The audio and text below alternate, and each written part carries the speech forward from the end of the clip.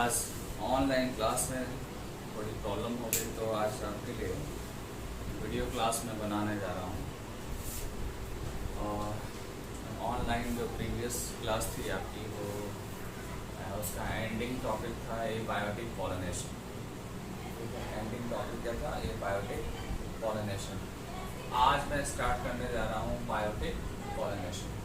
ठीक है, biotic pollination actually मैंने लास्ट लेक्चर में बताया था कि जब कोई भी एनिमल, ठीक है, पॉलिनेशन में इन्वॉल्व होने लगेगा तो वो पॉलिनेशन क्या होगा? आपका बायोटिक पॉलिनेशन। ठीक है, आप पॉलिनेशन का सिंपल डेफिनेशन आप जानते हो कि पॉलन ग्रेन्स का एंथर से रिलीज होना और एंथर का रिलीज होने के बाद से पॉलन ग्रेन्स का स्टिग्मा पे पहुंचना, इस प्रोसेस को क्या बोलते हैं? पॉलिनेशन बोलते हैं। ठीक है, बट पॉलिनेशंस के दो टाइप हैं आपके, एबायोटिक पॉलिनेशन, एबायोटिक पॉलिनेशन, और सेकंड आपका क्या है? Biotic pollination. एबायोटिक में आपको बताया था कि विंड भी इन्वॉल्व होता है, वाटर इन्वॉल्व होता है। ठीक है, इसके पूरा डिस्कशन इसका ऑनलाइन क्लासेस में मैंने कर लिया था। आज अभी आपका बायोटिक मैं कंटिन्यू करने जा रहा हूँ। बायोटिक में क्या है? एनिमल्स पॉलिनेशन करेंगे और कुछ कॉमन पॉलिनेटिंग एजेंट्स हैं, ठीक है, एनिमल्स में, जिनका नेम मैंने यहाँ पे मेंशन किया है according to NCERT. According to NCERT उसमें सबसे पहले जो आएगा वो बीज होगा, हनी बी आपने सुना होगा। ये आपका क्या है? पॉलिनेटिंग एजेंट है। सेकेंड आपका क्या है? बटरफ्लाई है, देन फ्लाइज है, देन बीटल्स है। क्या है? बीटल्स है। फिर आपका नेक्स्ट क्या है? वास्प, एंड्स, मोथ, बर्ड, और बर्ड में भी दो मैंने मेंशन किया है यहाँ पे, सनबर्ड्स एंड हमिंग बर्ड्स।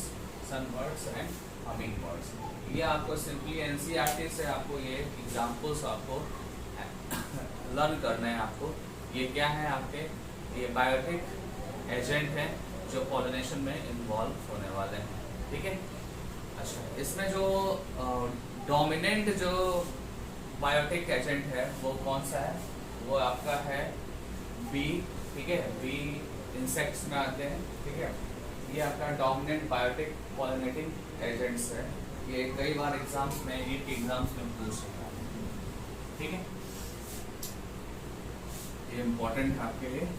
फिर नेक्स्ट आपका क्या है कि ये जितने भी आपने ऊपर एग्जाम्पल देखे वो सारे एग्जाम्पल्स में आपने मोस्टली आपने देखा कि इसमें इंसेक्ट हैं, ठीक है, कुछ बर्ड्स हैं, एंड्स हैं। ठीक है, बट इसमें कहीं पे भी आपने लार्ज एनिमल्स का एग्जाम्पल नहीं देखा। क्या लार्ज एनिमल्स पॉलिनेशन नहीं करते हैं? ऑफ कोर्स करते हैं, लार्ज एनिमल्स भी पॉलिनेशन करते हैं। और ये एनसीईआरटी में आपको ये लाइन मिलेगी, even large animals also act as a pollinating agent. तो लार्ज एनिमल्स में क्या कुछ एग्जाम्पल्स हैं? तो एग्जाम्पल आपके सामने दिख रहा है। ये फर्स्ट एग्जाम्पल क्या है आपका? सम प्राइमेट्स हैं, ल्यूमर्स बोलते हैं इसको। सेकेंड आपका आर्बोरल है, आर्बोरियल। आर्बोरियल ट्री डिवेलिंग होते हैं, रोडेंट्स बोलते हैं इनको। रेप्टाइल्स थर्ड नंबर पे है। तो ये आपके क्या है? वो एनिमल्स हैं जिनकी साइज क्या है? बड़ी होती है, और बड़े होकर भी ये क्या करते हैं? पॉलिनेशन करते हैं। ठीक है, थोड़ा सा इसको डिटेल कर दूं मैं कि कैसे करते हैं। जैसे कोई भी एक लार्ज साइज का जो एनिमल्स है किसी भी वेजिटेशन एरिया में जाता है, मतलब कि जहाँ पे प्लांट्स ग्रो करते हैं वहाँ पे जाता है, तो वो वहाँ पे जाने के बाद उनकी बॉडी जो है प्लांट से, प्लांट के फ्लावर से टच करते हैं। ठीक है, और टच, एक फ्लावर से टच किया फिर वो दूसरे फ्लावर की तरफ भी जाएगा वो एनिमल्स। तो क्या होगा? एक प्लांट का जो पॉलन है दूसरे प्लांट्स के स्टिग्मा पे ट्रांसफर कर सकता है। ठीक है, दूसरे प्लांट के स्टिग्मा पे ट्रांसफर कर सकता है। तो इस तरीके से लार्ज एनिमल्स भी क्या करते हैं? पॉलिनेशन करते हैं। आप जो भी आपको एक्सप्लेन कर रहा हूँ अभी बोर्ड पे, इसको आप नोट भी करेंगे। ठीक है, नोट करते रहेगा, क्योंकि आप एक सीक्वेंस में मैंने इस नोट्स आपके सामने दिखाया है। आपको ज़्यादा एफर्ट लगाने की ज़रूरत नहीं है एनसीईआरटी में जाके, ये नोट्स लिखेंगे तो भी आपका क्वेश्चन सॉल्व होगा। ठीक है, ये सारे के सारे क्या है? एग्जाम्पल्स हैं। ठीक है, एग्जाम्पल्स मैंने बताया कैसे हैं। कॉमन पॉलिनेटिंग एजेंट्स के नाम पे एग्जाम्पल हैं, डोमिनेंट बायोटिक पॉलिनेटिंग एजेंट्स के नाम पे एग्जाम्पल्स हैं, और कुछ लार्ज एनिमल्स है वो भी पॉलिनेटिंग एजेंट्स हैं।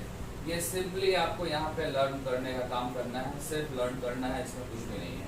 बट जो लास्ट लाइन है वो क्या है, इम्पॉर्टेंट है। जो लास्ट लाइन है वो इम्पॉर्टेंट है। उस लाइन में आपको ये बताया गया है कि जो भी आपका पॉलिनेटिंग एजेंट है, एनिमल जो पॉलिनेटिंग एजेंट की तरह वर्क कर रहा है, वो स्पेसिफाइड होता है, ठीक है। हर एक एनिमल जो है सबको पॉलिनेशन नहीं कर सकता, सारे प्लांट्स में पॉलिनेशन की रिस्पॉन्सिबिलिटी नहीं ले सकता है। कुछ पर्टिकुलर एनिमल्स किसी पर्टिकुलर स्पीसीज ऑफ प्लांट्स को पॉलिनेट कर सकते हैं, ठीक है। सबको सब पॉलिनेट नहीं करते हैं। और ये इम्पोर्टेंट लाइन है, एनसीईआरटी की लाइन है, मैंने आपके सामने बोर्ड पर लिख के रखा है कि often flowers of animal pollinated plants are specifically adapted for a particular species of animals, ठीक है। For a particular species of animals मतलब कि कुछ एनिमल ऐसे हैं जो पर्टिकुलर किसी स्पीसीज के अंदर ही पॉलिनेशन कर सकते हैं, और ये उनका एडॉप्टेशन है। क्या है ये? एडॉप्टेशन है, अदर को ये नहीं कर सकते, ठीक है। अब थोड़ा सा डिस्कशन कर दें कि कैसे कोई एनिमल जो है, ये ज़्यादा इम्पोर्टेंट है, इंटरेस्टिंग है, कैसे कोई एनिमल जो है किसी प्लांट के फ्लावर्स की तरफ अट्रैक्ट होता है, ठीक है।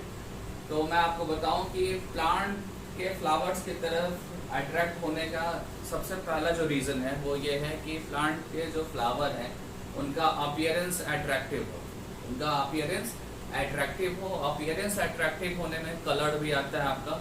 अगर कलर जो है ब्राइट है या कलर जो है अच्छे हैं, ठीक है, जो एनिमल्स को अट्रैक्ट करते हैं, ऐसे अगर कलर हैं, ठीक है, तो इजीली क्या होता है, वो एनिमल जो है अट्रैक्ट करता है और उसके तरफ जाता है, उसके तरफ जाएगा एनिमल्स, और उस प्लांट के फ्लावर को टच भी कर सकता है, और टच करेगा तो उसके बॉडी पे या उसके लिम्स पे जो है वो फ्लावर्स के पॉलन ग्रेन अटैच हो सकते हैं, स्टिक कर सकते हैं, और फिर वो एनिमल्स किसी और प्लांट पे जाएगा, अदर प्लांट्स के फ्लावर्स पे जाएगा, तो वहाँ पॉलिनेशन वो कर सकता है, ठीक है। ये अट्रैक्शन का पहला रीजन मैंने बताया, अपीयरेंस। अपीयरेंस में कलर भी आएगा, ठीक है। सेकेंड रीजन है आपका, वो है क्या, साइज।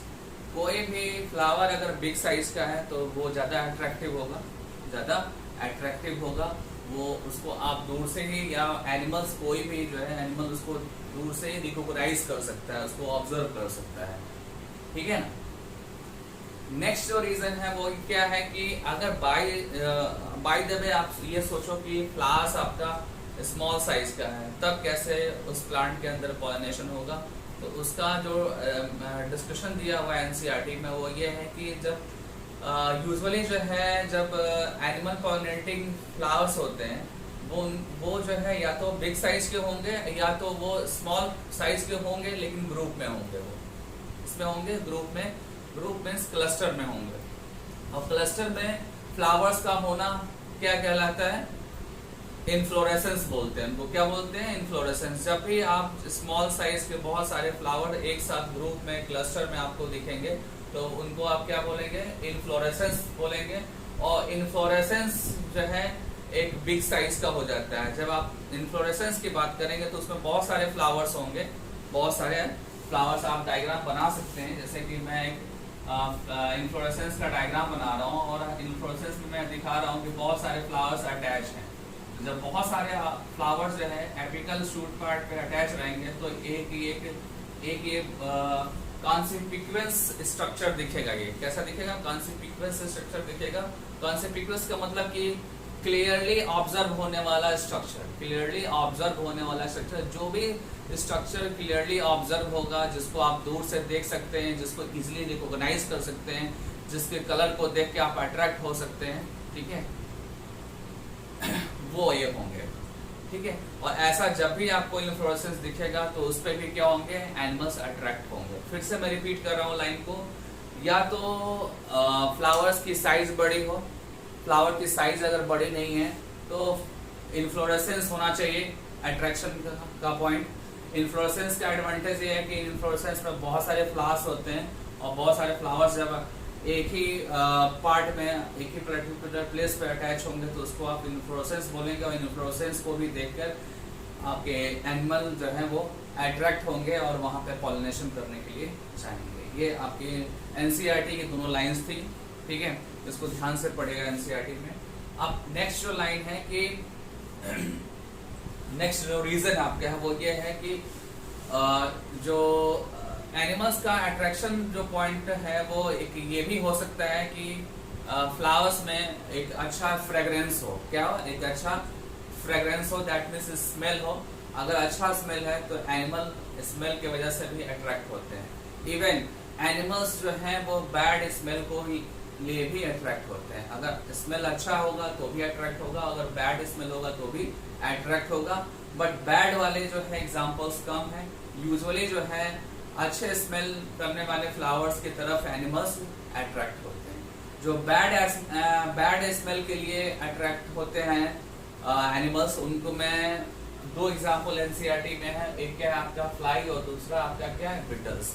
ये दो ऐसे एग्जांपल आपको मिलेंगे, ठीक है, जो बैड स्मेल होगा तो भी ये फ्लावर्स की तरफ अट्रैक्ट होंगे, ठीक है।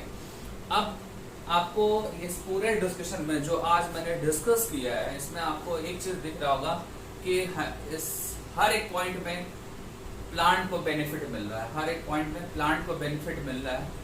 जो क्या होगा, वन साइडेड बेनिफिट वाली बात होगी, वन साइडेड बेनिफिट वाली बात होगी।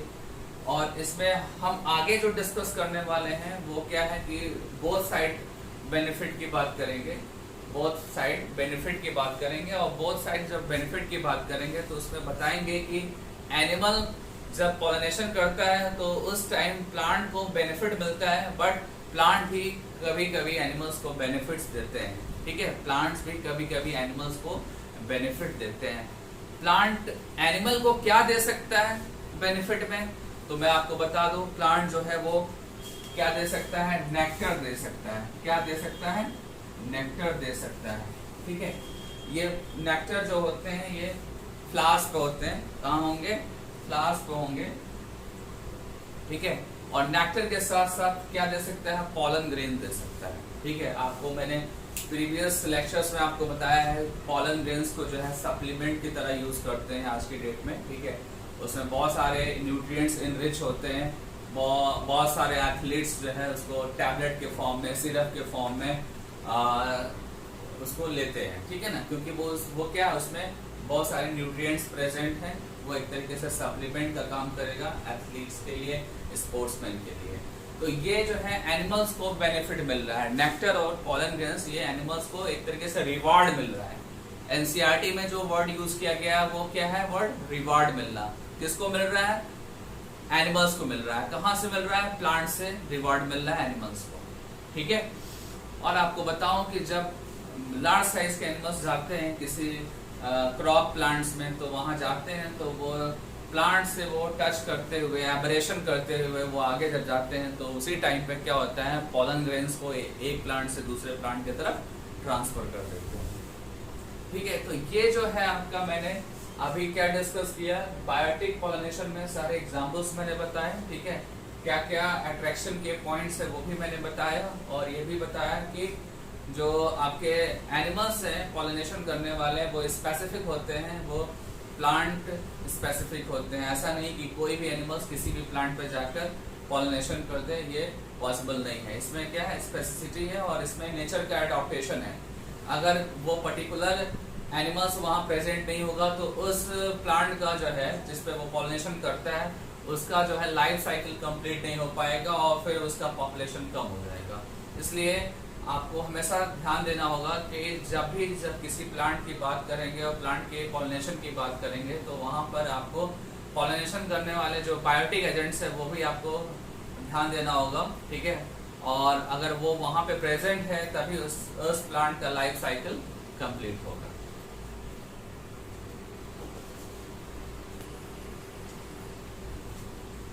आपको ये बोर्ड पे जो मैंने लिखा है इसको नोट करने के लिए मैं 2 मिनट का टाइम दे रहा हूँ, आप इसको नोट करिए।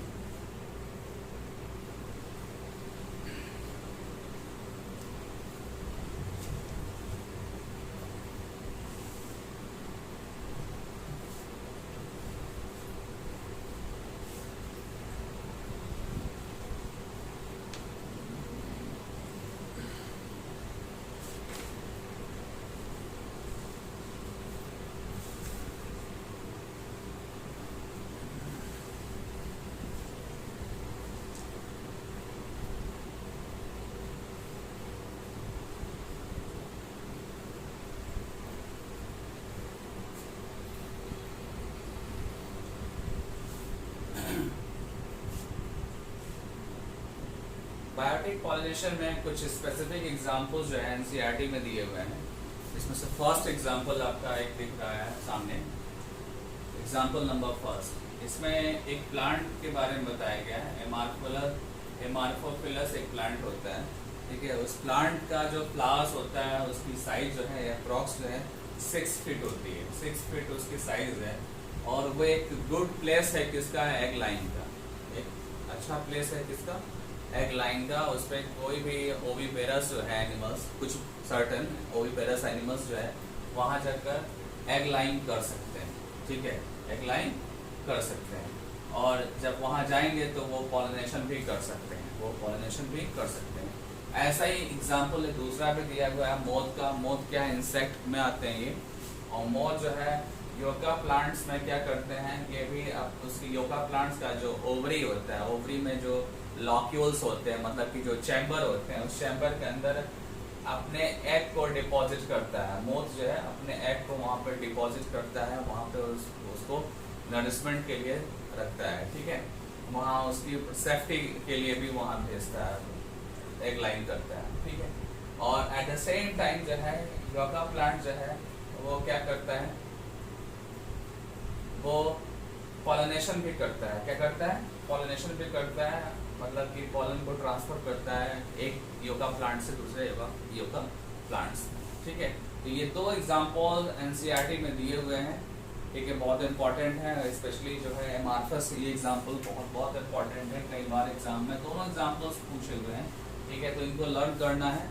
और आपको बता दूं कि ज़्यादातर जो है आपको यहाँ पे जो चीज़ें मिल रही हैं वो आपके एग्जाम्पल बेस्ड ही मिल रही है, इसलिए आपको एग्जाम्पल्स पर ध्यान देना है। नीट अगर देना है तो आपको, ठीक है, बोर्ड का एग्जाम अगर आप देते हो तो एग्जाम्पल्स थोड़ा एज कम्पेयर टू नीट जो है कम आते हैं, लेकिन नीट के एग्जाम्स में एग्जाम्पल्स ज़्यादा आते हैं, ओके।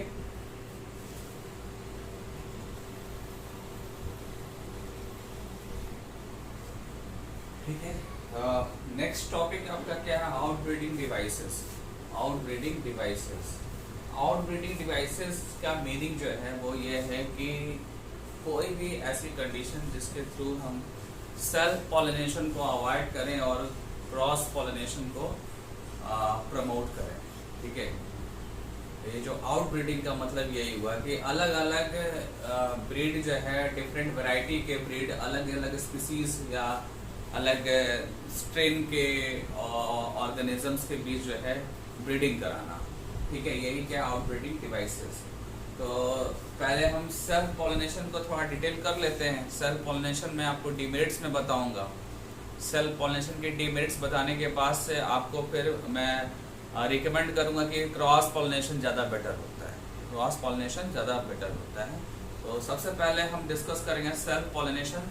सेल्फ पॉलिनेशन आपको प्रीवियस लेक्चर्स में मैंने ऑनलाइन लेक्चर्स होते थे उसमें मैंने बताया था कि सेल्फ पॉलिनेशन तभी पॉसिबल है जब फ्लावर्स जो है बाइसेक्सुअल होंगे, फ्लावर्स बाइसेक्सुअल होंगे। और आपका एक बेस्ट एग्जांपल बताया था सेल्फ पॉलिनेशन का, वो क्या था, क्लिस्टोगेमस फ्लावर्स का, क्लिस्टोग्लेमस फ्लावर। क्लिस्टोगेमस जो फ्लावर्स थे वहाँ 100% सेल्फ पॉलिनेशन के चांसेस थे, ठीक है। वहाँ पे कोई भी अदर पॉलन आने का कोई चांस नहीं था, ठीक है। तो वहाँ पे 100% आप बोलेंगे क्या होगा, वहाँ पे ऑटोगेमी मीन्स सेल्फ पॉलिनेशन, ठीक है।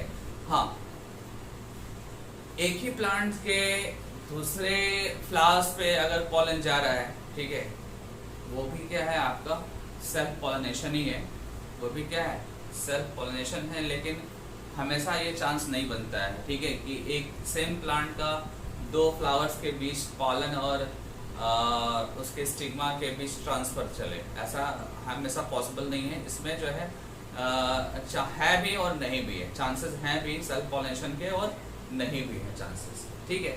तो अगर आप स्ट्रेट फॉरवर्ड बोलें तो स्ट्रेट फॉरवर्ड में ये मिलेगा कि जो क्लिस्टोगेमस टाइप के फ्लावर्स होते हैं वहाँ 100% सेल्फ पॉलिनेशन के चांसेस है, वहाँ पे आपको वेरिएशंस नेक्स्ट जनरेशन में आपको नहीं मिलने वाला है, और वो 100% ऑटोगेमी है। लेकिन आपको बता दूं कि 100% ऑटोगेमी का जो कंडीशन है वो एक डिमेरिट को जनरेट करता है, एक डिमेरिट को जनरेट करता है जिसको बोलते हैं इनब्रीडिंग डिप्रेशन। क्या बोलेंगे उसको, इनब्रीडिंग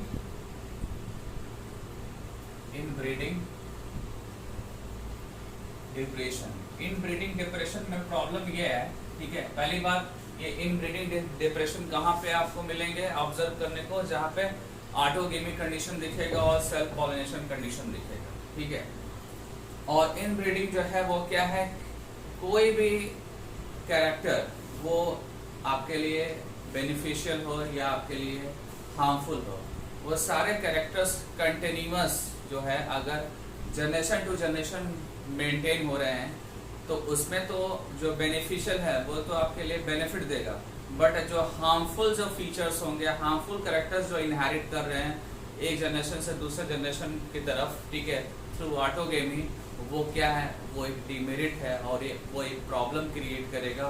और उसी प्रॉब्लम को हम क्या बोलते हैं, इनब्रीडिंग डिप्रेशन बोलते हैं। क्या बोलते हैं, इनब्रीडिंग डिप्रेशन बोलते हैं। और ये इनब्रीडिंग डिप्रेशन ओनली प्लांट्स में नहीं मिलेगा, आपको एनिमल्स में भी मिलेगा। आपको आप जब आगे के चैप्टर्स पढ़ेंगे like strategies for food enhancement chapter, तो वहाँ पे भी आपको इनब्रीडिंग डिप्रेशन मिलेगा। और इनब्रीडिंग का मतलब होता है कि जो पेरेंटल जो कैरेक्टर्स थे वो as it is next generation में ट्रांसफर होना, ठीक है। और जब ऐसा होगा तो जो हार्मफुल होंगे वो भी साथ में ट्रांसफर होंगे, और हार्मफुल हमको रिजेक्ट करना होता है हमेशा। हार्मफुल जो फीचर्स होते हैं वो रिजेक्ट करने होते हैं, जबकि ये रिजेक्ट होते नहीं है इनब्रीडिंग डिप्रेशन में, ये इनहेरिट करते रहते हैं, जो कि क्या एक अच्छी बात नहीं हुई है, ठीक है ना। So that we are avoiding the self pollination, ठीक है। तो क्या करेंगे हम, सेल्फ पॉलिनेशन को अवॉइड करेंगे और प्रमोट किसको करेंगे, क्रॉस पॉलिनेशन को। किसको प्रमोट करेंगे, क्रॉस पॉलिनेशन।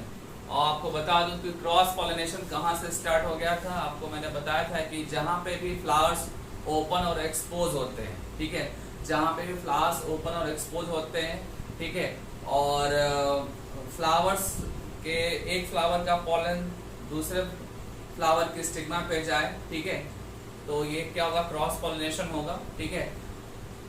सेम प्लांट में भी जा सकता है और डिफरेंट प्लांट में भी जा सकता है। आपको मैंने बताया था जिटनोगेमी बताया था, जीनोगेमी बताया था।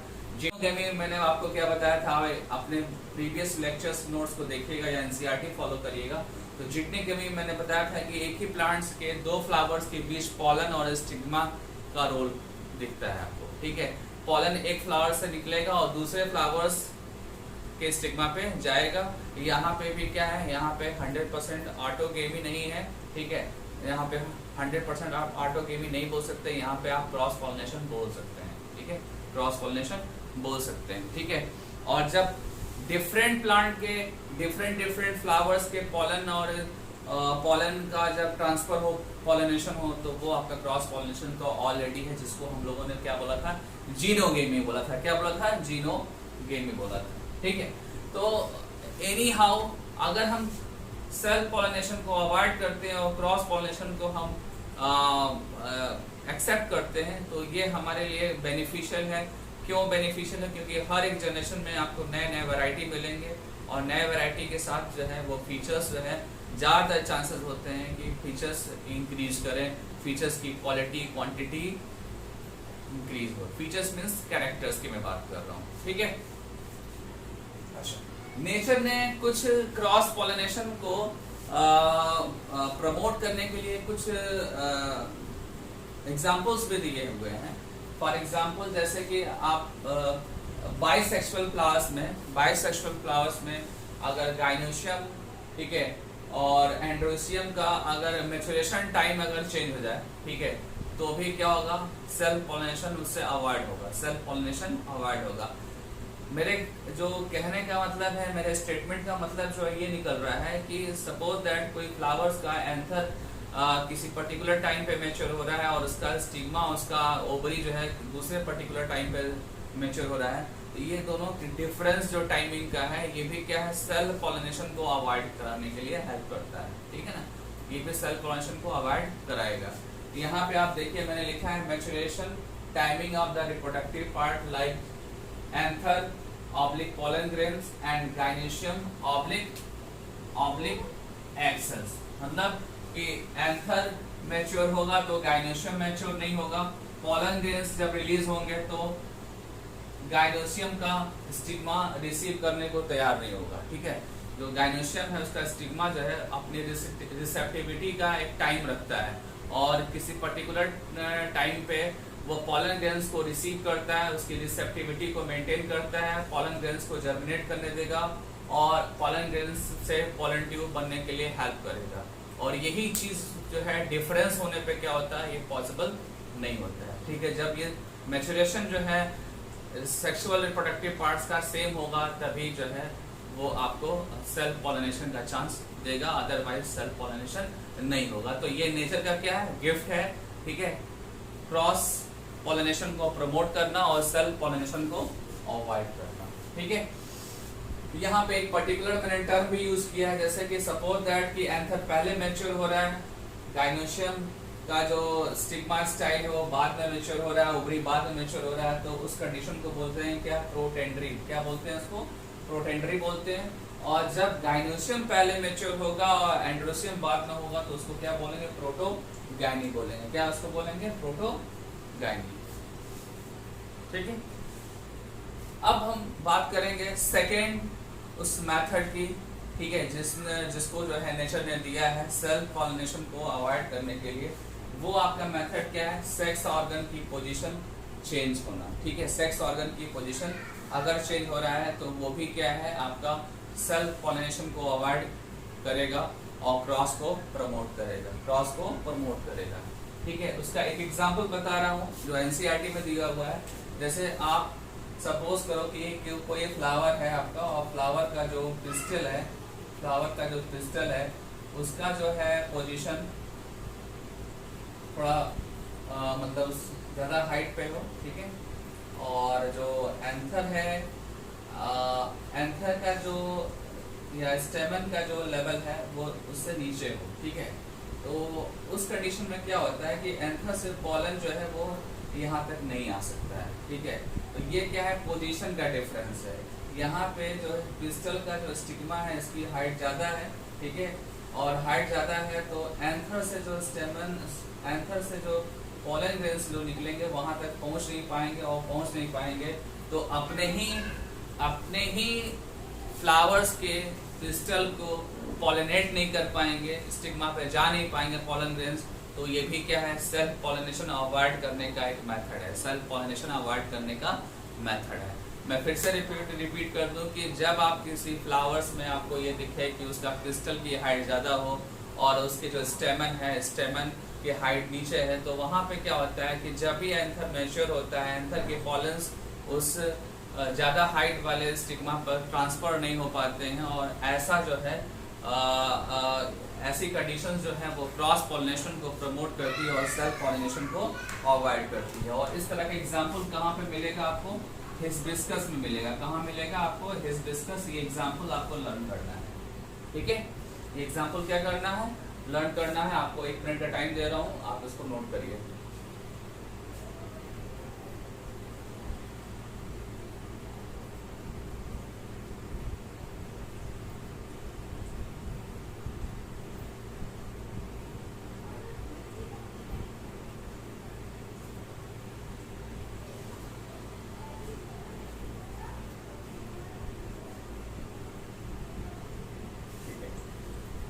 ये नोट कर लिया होगा आई थिंक आप लोगों ने।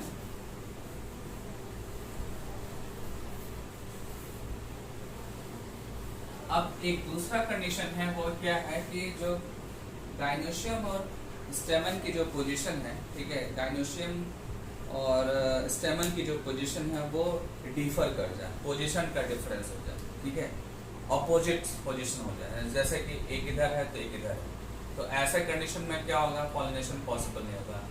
इसका डायरेक्शन अगर सपोज करिए नॉर्थ साइड में, इसका जो है साउथ है, तो इस कंडीशन में भी पॉलिनेशन पॉसिबल नहीं है। और ये ऐसा किसमें होता है, एक पर्टिकुलर एग्जांपल है ग्लोसिया। ठीक है ना, क्या है इसका एग्जांपल, ग्लोसियोसा, ग्लोसियोसा, ग्लोसियोसा। ठीक है, ये एग्जांपल है।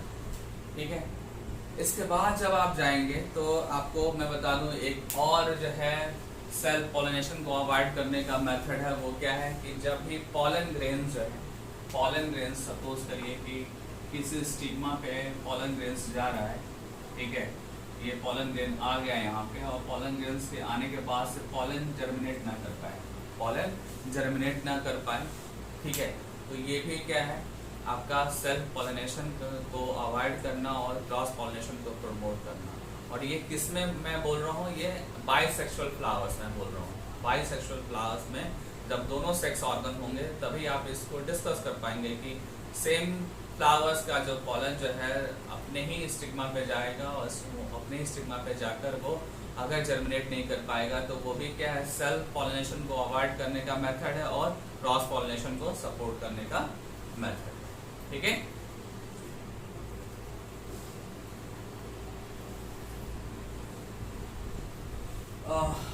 आउटब्रीडिंग डिवाइसेस में कुछ और भी एग्जाम्पल्स दिए हुए हैं जो अवॉइड सेल्फ पॉलिनेशन को अवॉइड करने के लिए। इसमें से एक है आपका कि नेचर जो है वो यूनिसेक्सुअल प्लांट्स को या यूनिसेक्सुअल फ्लावर्स के को ज़्यादा प्रमोट करे, ठीक है। मतलब कि उसके अंदर या तो मेल फ्लावर हो, मेल पार्ट हो, रिप्रोडक्टिव पार्ट हो, या फीमेल रिप्रोडक्टिव पार्ट हो। ऐसा अगर होगा तो बाय डिफॉल्ट सारे के सारे प्लांट्स में क्या होगा क्रॉस पॉलिनेशन, ठीक है। लेकिन अभी तक 100% ऐसा तो है नहीं, कुछ क्रॉस पॉलिनेशन करने वाले हैं, कुछ सेल्फ पॉलिनेशन करने वाले हैं, कुछ सेल्फ में भी आपके क्लेस्टोगेमस वाले हैं, कुछ चैस्मोगेमस वाले हैं, ठीक है। मतलब अलग अलग कंडीशंस के हैं। 100% सेल्फ पॉलिनेशन वाले प्लांट्स भी नहीं है और ना 100% क्रॉस पॉलिनेशन वाले प्लांट। बट ऐसा अगर होता है तो क्रॉस पॉलिनेशन वाले ही ज़्यादातर मिलेंगे आपको, सेल्फ पॉलिनेशन वाले नहीं मिलेंगे, और यही सेल्फ पॉलिनेशन का अवॉइडेंस है। क्या अवॉइडेंस। सेकेंड जो है आपका क्या है method, prevent autogamy but not xenogamy, ठीक है। ऐसा कब होगा जब 100% मैंने बताया था क्लिस्टोगेमस फ्लावर वाला कंडीशन कि 100% एक ही फ्लावर का जो पॉलन है अपने ही फ्लावर के स्टिग्मा पे जाएगा और किसी पे भी नहीं जाएगा, ठीक है। ऐसा होता है तो वो तो ऑटोगेमस है, वो तो क्या है ऑटोगेमस है। बट बाय द वे एक फ्लावर, एक ही प्लांट का एक फ्लावर का पॉलन दूसरे उसी प्लांट के दूसरे फ्लावर के स्टिग्मा पे जाएगा। रिपीट में कर रहा हूँ सेंटेंस को, एक प्लांट है उसके एक प्लांट के फ्लावर का पॉलन उसी प्लांट के दूसरे फ्लावर के स्टिग्मा पे जाएगा, तो उस कंडीशन को बोलते हैं क्या है जिग्नोगेमी। क्या बोल देंगे जिग्नोगेमी, ठीक है। और ऐसा अगर होता है तो वो भी जो प्लांट होगा कैसा बाइसेक्सुअल प्लांट होगा, दैट मीन्स मोनोसियस होगा। कैसा होगा मोनोसियस होगा, ठीक है। उसके एग्जाम्पल आपके दिए हुए हैं कैस्टर और मेज। ये बहुत इंपॉर्टेंट है, बहुत ही इंपॉर्टेंट है, ये आपके नीट में कई बार पूछे गए हैं क्वेश्चंस, ठीक है।